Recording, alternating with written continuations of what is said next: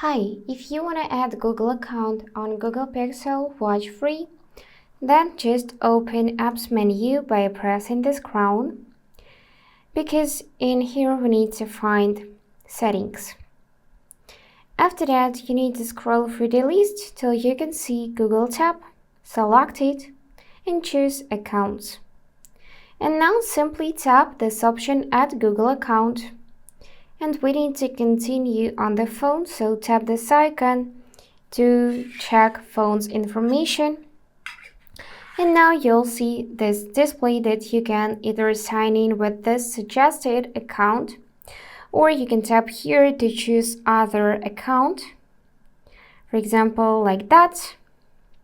Wait a few seconds till it will be signing in. And just enter your account's password, tap next, and it will be immediately added to the list. As you can see, let me just go back here. My account is already added, so everything is working just fine. And that's all for today. If this video was helpful, please subscribe, like, and comment.